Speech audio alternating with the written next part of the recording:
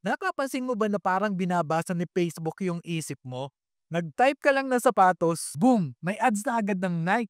Well, hindi ka nag-iisa. Lahat ng yan ay dahil sa ad topic sa account center mo sa Facebook at Instagram. Hindi kasi nakabase kung anong klase ng ads ang pinapakita sa'yo. Mula sa gadget, travel hanggang sa love life, dating app.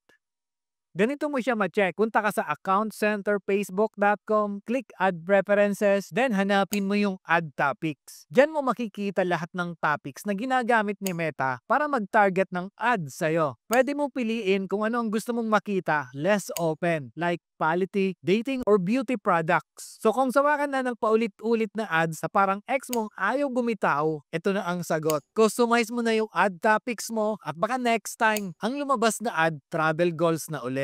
Paano naman kung Facebook app ang gamit mo? Simple lang, tap mo yung profile picture mo sa upper right, yung tatlong linya or hamburger menu, scroll ka lang pababa, then piliin mo settings and privacy, tapos settings, makikita mo na ngayon yung account center. Hanapin mo yung add preference, tapos add topic, itap mo lang at mababawasan na yan sa feed mo. Follow for more quick tech hacks na simple pero lifesaver.